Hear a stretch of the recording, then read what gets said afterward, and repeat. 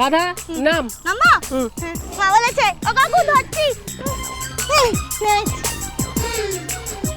খবরদার ফিরে আসার আগে যদি এক পাও নড়েছ তো চল। ওমা ছেড়ে দাও না, ছেড়ে দাও, আমরা তো মন্দিরে এসে গেছি। তুই একটু চুপ কর। ওরে তোর দাদু কি কম ঘোরেল জিনিস? এই মন্দিরে নিয়ে গেছে না অন্য মন্দিরে নিয়ে গেছে জানবো কি করে? কিন্তু সব মন্দির আমরা খুঁজবো, যতক্ষণ না ওদের পাই আকাশ পাতাল সব এক করে ফেলবো। চল। ওমা তুমি একদম বাবার মতো বলছো, যাত্রার ঢঙে। চুপ, কারণ আছে তাই বলছি, চল না। ওমা কি কারণ মা? ও বুঝতে পেরেছি, ওই যে দাদুকে তুমি ভয় দেখানোর চেষ্টা করছো না, দাদু মন্দিরে আছে তো। হ্যাঁ তাই, চল। এসো এসো।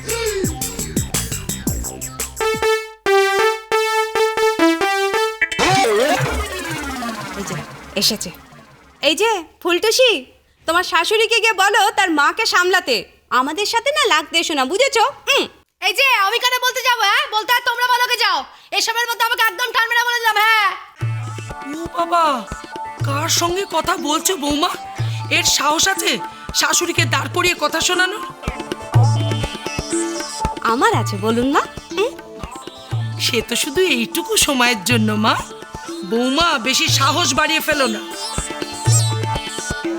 আস্তে আস্তে নিজেদের মধ্যে কোন্দল নয়, হ্যাঁ তাহলে তো বিপক্ষ হয়ে যাবে, শক্তিশালী হয়ে যাবে। ওই জন্য আমাদের করতে হবে, মানে আমাদের বাঁধন শক্ত রাখতে হবে, ভাঙন ধরলে চলবে না।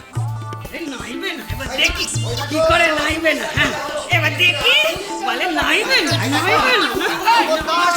ভালো হচ্ছে না কিন্তু, ভালো হচ্ছে না, নাইবে না, নাইবে না, ওই দেখি দেখছো কি মাসো, আপনি আমার গায়ে গোবর জল ছেটালেন কেন? বেশ করে দিয়েছি, বেশ করে দিয়েছি। হ্যাঁ বাড়িতে যদি আর কেউ কেউ থাকে তাদের ডাকো, আমি গোবর জল ছিটিয়ে দেবো। আচ্ছা আমাদের বাড়িতে রেখে ডাকো ডাকো ডাকো।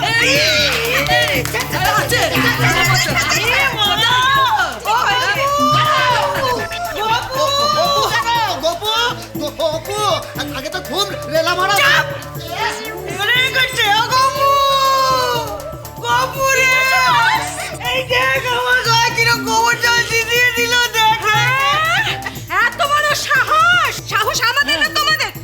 শোন ছোট, একটা কথা বলে দিচ্ছি, একদম প্যাচ কষার চেষ্টা করবি না। একদম করবি না। যেতে দেব না, যখন বলেছি আমরা যেতে দেব না। দেব না। ফের যদি প্যাচ কষার চেষ্টা করিস, বলে দিলাম, এবার তাহলে আমিও প্যাচ কষবো, হরির প্যাচ বেদের এঁকে দেবো।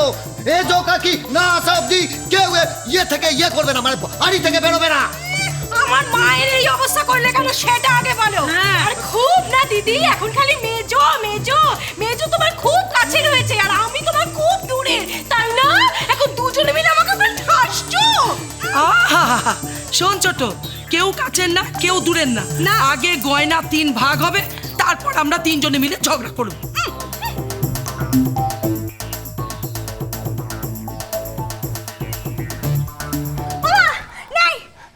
আমি তো জানতাম, আমি বলেছিলাম না তোকে? বুড়ো এখন কোথায় ওদের বলি দিতে নিয়ে গেছে কে জানে। মরো এখন ছুটে ছুটে। এই রাধা, রিক্সা ডাক। রিক্সা রাখতে যাবো কেন? রিক্সা তো আমাদের।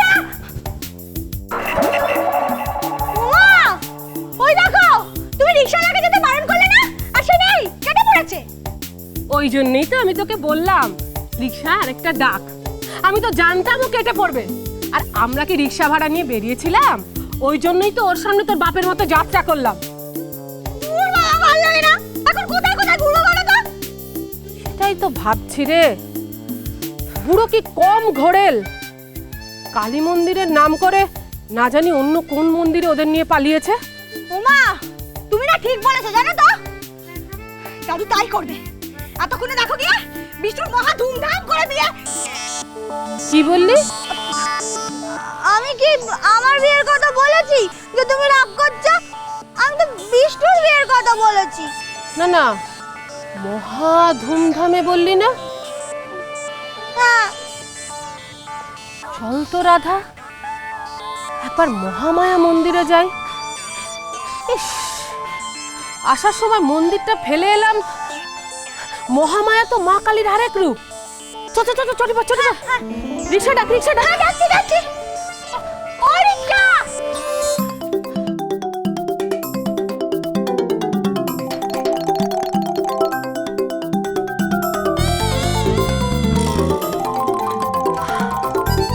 ওভাবে হবে না।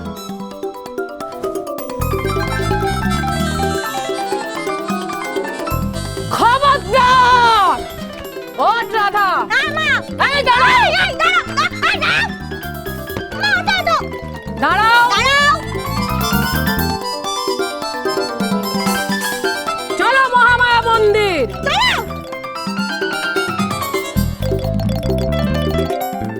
উফ, ঠাকুরপো, এই নাও তোমার পূর্ণ মজুমদারের সম্পত্তি, নাও। হ্যাঁ, সেই যে সেই খাটনি শুরু হয়েছে বিয়ে থেকে। উফ, কি কুলক্ষণে যে বাবা দিনটা ঠিক করেছিল ভাবি শুধু।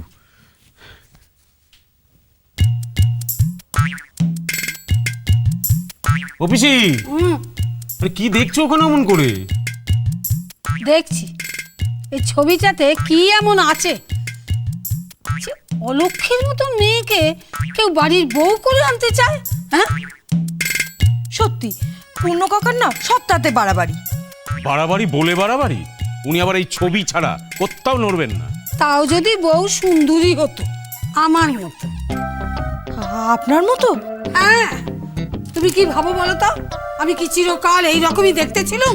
মোটাই না। আমার কম বয়সে আমি একবারে মেম সাহেবের মতন দেখতে ছিলুম। হ্যাঁ, শুধু ওই রংটা ছাড়া। হ্যাঁ, রান্নাঘরে বারবার কয়লা নাচে গিয়ে গিয়ে আমার এই অবস্থাটা হয়েছে। তুমি ছাড়ো সব কথা, ছাড়ো। তুমি এই বেলাবেলি রওনা হয়ে যাও। হ্যাঁ গো, বাবার কাছ থেকে ঠিকানাটা নিয়েছো তো?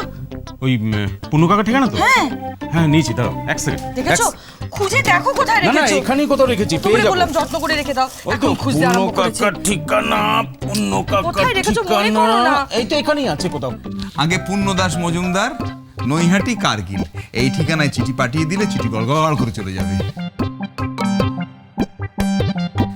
বড় ছেলে অনিমেষ মজুমদার, মেজ ছেলে স্বদেশ মজুমদার। এই রে, হ্যাঁ, আবার আপনারা কেন? পূর্ণ কাকা আর তার ছেলে মিলে যা খেল দেখিয়ে গেল, তার উপরে আবার আপনারা কি চাই? না না না, কিছু চাই না ভাই, শুধু জানতে চাই। না না, আমরা কিচ্ছু জানি না। আরে গুরু মশাই, আগে জানি না করছেন কেন? আগে কি জানতে চাই সেটা শুনুন, তারপরে তো বলবেন। সেই জন্যই তো শোনার আগেই বলে দিলাম আমরা কিচ্ছু জানি না। দেখুন, আপনাদের ব্যাপারে জানতে গেলে দেখেছি বিপদ। নতুন করে আর বিপদ বাড়াবেন না তো। সেই থেকে আপনাদের পেছনে দৌড়তে দৌড়তে গিয়ে সেই দৌড়াচ অব্দি শেষ হলো না। এই তো ছবিটা আবার গিয়ে দিয়ে আসতে হবে। ও ঠাকুরপো, তুমি শুধু মুধু ওইখানে যেতে যাবে কেন? তুমি এনাদের হাতেই কাকিমার ছবিটা পাঠিয়ে দাও না। মনে বলো নি তো? হ্যাঁ হ্যাঁ হ্যাঁ, মার ছবি? হ্যাঁ হ্যাঁ, কি আমরা কি মার ছবি? সেইটা আবার কাঁধে করে অত দূর গিয়ে নৈহাটিতে পৌঁছে দিচ্ছিল। পাগল নাকি? সে কি মশাই, আপনার বাবা তো এই ছবি ছাড়া এক পাও নড়েন না। কেমন ভাবে আগলে রাখেন যেন সারা জীবনে পুঁজি। আরে কোহিনূর হিরে যদি খচিত থাকতো তাহলেও বোধহয় কেউ এভাবে আগলে রাখতো না। আর আপনারা বলছেন এই ছবির কোনো দাম নেই? হয় ঠাকুরপো, এরকমই হয়। ছেলে মেয়েরা বড় হয়ে গেলে মায়ের আর কোনো দরকার থাকে না। না না, আছে আছে, এই ছবি এখন আমাদের কাছে অনেক দামি। আপনি দিতে যাচ্ছিলেন তো এই ছবিটা? হ্যাঁ, ব্যাস, আর দেওয়ার কষ্ট করতে হবে না। এসে গেছি, বাবা পাঠিয়েছে এই ছবিটা নিয়ে যাওয়ার জন্য। তাহলেই বোঝো এই ছবি নিয়ে তোমার বাবা কত ভাবেন। অবশ্যই কেন যে ভাবেন তা আমি জানি না। আমরাও জানি না, জানেন, কিন্তু এইটুকু জানি বাবা আমাদের এই পরমারাধ্যা মায়ের ছবিটা নিয়ে যেতে বলেছেন। দয়া করে দিয়ে দিন। দিয়ে দেবো? হ্যাঁ দিয়ে দেবেন, তাহলে আর আপনাকে কষ্ট করে নৈহাটিতে যেতে হবে না। স্বদেশ। বাবারে, হ্যাঁ হ্যাঁ, বুঝেছি। টুকু বুঝে যাবে, বুঝবো না? মায়ের ছবি পেয়েছি পরশমণিক। এই ছবি হবে আমাদের তুরুপের তাস। ছবি এখন আমাদের হাতে, তার মানে বাবাও এখন আমাদের হাতে।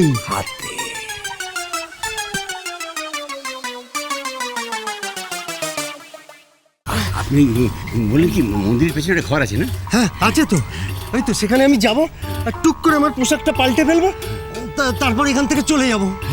একটা উপকার করবেন আমার? কি? আপনি আপনি একটু ওখানে যান। না না না শুনুন শুনুন, উত্তেজিত হবেন না। গিয়ে বলুন যে এখানে কেউ নেই, ব্যাস, তাহলে ঝামেলা থাকবে না। সংসার সুখের হয় রমণী